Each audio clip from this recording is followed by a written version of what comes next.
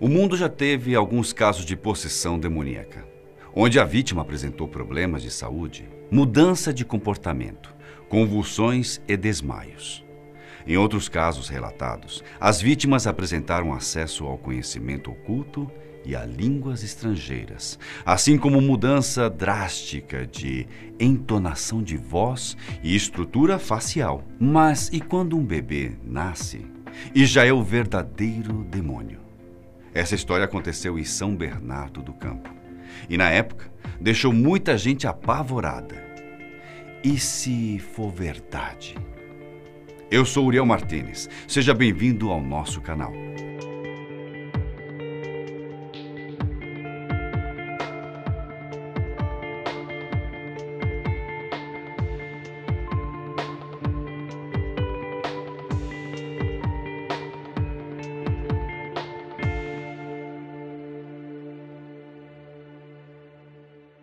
Talvez muitos de vocês nem fossem nascidos, mas seus avós devem se lembrar bem do caso do bebê diabo, principalmente quem mora na região de São Bernardo do Campo, no estado de São Paulo.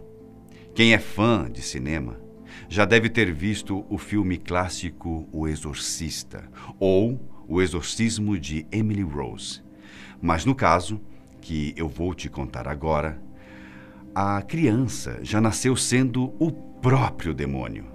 Pois bem, tudo começou com a reportagem de um jornal local. O Notícias Populares tinha como slogan "Nada mais que a verdade" e circulou na região entre os anos de 1963 e 2001. O conteúdo desse jornal era principalmente composto de acontecimentos que envolviam crimes, sexo e violência. As notícias sempre eram muito polêmicas e vinham acompanhadas de manchetes sensacionalistas, com a intenção de chamar a atenção de quem batia o olho. Quando o NP foi criado, o objetivo era fazer concorrência ao jornal Última Hora, mídia que tinha como preferência a classe trabalhista. Mas o objetivo real do Notícias Populares era lançar o empresário Herbert Levi a candidato do governo do estado de São Paulo nas eleições de 1965. Resumindo, o Notícias Populares foi criado para ser um última hora de direita. O jornal, que foi por muito tempo publicado pelo Grupo Folha, foi criado pelo imigrante romeno Jean Melli e pelo já citado Herbert Levi. No dia 11 de maio de 1975 surgiu a seguinte manchete no NP: "Nasceu o diabo em São Paulo". Essa manchete poderia ser apenas uma ironia política ou algo do tipo, mas, ao que tudo indicava, seu conteúdo era sério e real. A matéria relatava algumas características peculiares de uma criança que tinha nascido no dia 10 de maio em um parto incrivelmente fantástico e cheio de mistérios. O parto também foi marcado, segundo o jornal, por correria e muito pânico por parte das enfermeiras e médicos que estavam envolvidos. A publicação dizia que o bebê tinha aparência sobrenatural, com todas as características do diabo em carne e osso. Vocês conseguem imaginar uma criança nascendo com pelos por todo o corpo, um par de chifres, uma cauda que media cerca de 5 centímetros e um olhar feroz que dava medo em muita gente? Assim, a criança foi descrita pelo jornal e, depois da publicação, se deu início a uma verdadeira história de terror na região metropolitana de São Paulo. Para ser mais exato, vou citar exatamente como o caso foi descrito no jornal. Durante um parto incrivelmente fantástico e cheio de mistérios, correria e pânico por parte de enfermeiros e médicos, uma senhora deu à luz no hospital de São Bernardo do Campo a uma estranha criatura com aparência sobrenatural, que tem todas as características do diabo em carne e osso. O bebezinho já nasceu falando e ameaçou sua mãe de morte. Tem o corpo cheio de pelos, 2 chifres pontiagudos na cabeça e um rabo de aproximadamente 5 centímetros. além de um olhar feroz, que causa medo e arrepios. O jornal foi vendido de uma forma tão rápida que logo se esgotou em todas as bancas. O jornal então resolveu trazer algumas hipóteses que explicariam por que o bebê tinha nascido com aquela aparência.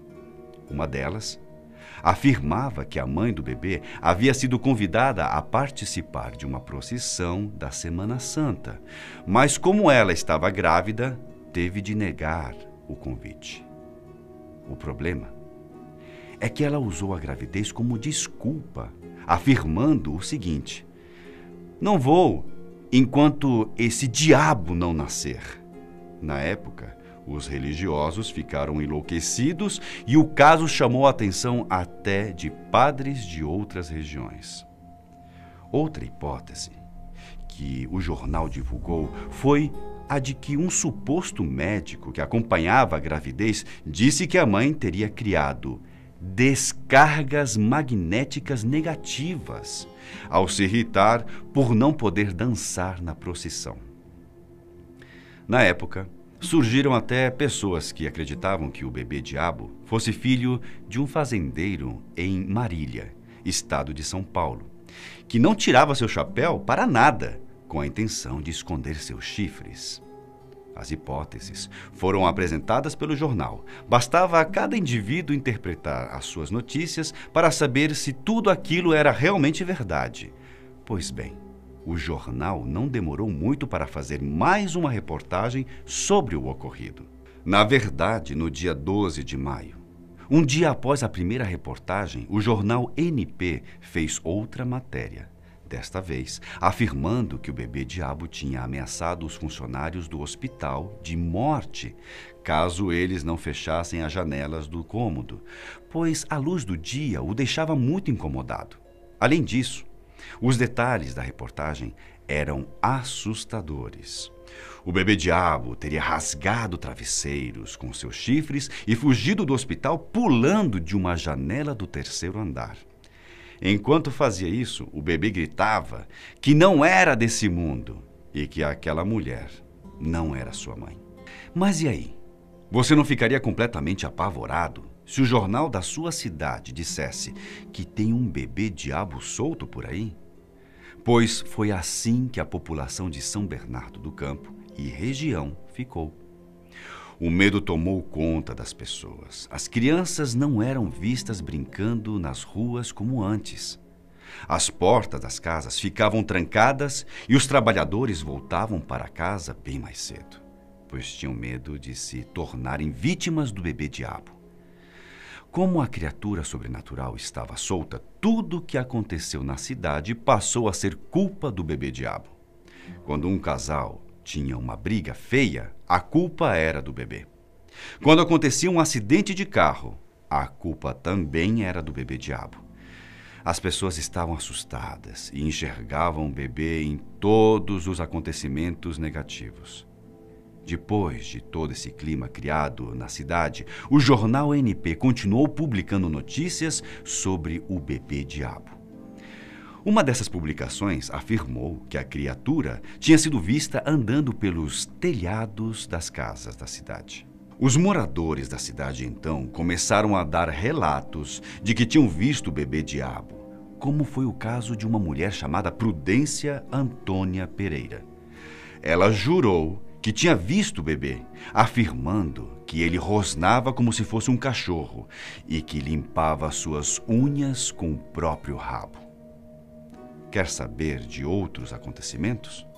Além dos relatos do bebê andando pelos telhados da cidade, o NP noticiou que a criatura enlouqueceu uma mulher, acabou com um ritual umbandista e assustou um taxista, pedindo que ele o levasse diretamente para o inferno. Antes desses acontecimentos, o Notícia Populares circulava em cerca de 80 mil exemplares por dia. Depois do caso do bebê-diabo, o jornal passou a circular em cerca de 200 mil jornais todos os dias. Sabe quem se interessou e foi atrás para investigar o caso? Zé do Caixão e seus assistentes. Além do Zé do Caixão, feiticeiros e fanáticos religiosos foram até São Bernardo do Campo para tentar matar o bebê diabo. Só para vocês terem uma ideia, surgiu até uma clínica particular que dizia ter capturado a tal criatura e iria exibi-la para os curiosos, mas com algumas condições. Os visitantes deveriam ter mais de 18 anos, não ter problemas cardíacos, usar crucifixos e se responsabilizar por possíveis consequências. Depois de mais ou menos um mês, o jornal NP publicou que o bebê diabo tinha sido sequestrado por desconhecidos, levado para o Nordeste e queimado vivo. Zé do Caixão e a sua equipe foram até a redação do Notícias Populares para saber mais sobre o que estava acontecendo. Depois de entender o caso, os assistentes de Zé do Caixão, Satã e Marcelo Mota foram enviados à Bahia para tentar ter mais informações sobre o bebê diabo. Os dois entraram em um ônibus no terminal rodoviário do Tietê e foram para o Nordeste. Quando eles retornaram, garantiram que a criatura sobrenatural realmente tinha morrido. Depois disso, com o passar dos dias, a história do temido bebê diabo foi esfriando cada vez mais. O Notícias Populares não dava mais tanto destaque para a criatura. Ao todo, durante 25 dias seguidos, a manchete principal do jornal fazia referência ao bebê diabo. Depois, por mais 12 dias, as notícias envolvendo a criatura demoníaca estamparam a primeira página do jornal. Ao todo, foram 37 dias de notícias sobre o acontecimento. A história despertava cada vez menos o interesse das pessoas, até que caiu no esquecimento. Bom, de fato, a história do bebê diabo causou muita repercussão na região metropolitana de São Paulo, mas nunca mais tocaram no assunto. Muitos diziam que isso não passava de uma mentira ou mesmo de que o bebê diabo era apenas uma criança com algumas deformidades. Mas vem cá, e se essa história for real? E se for verdade?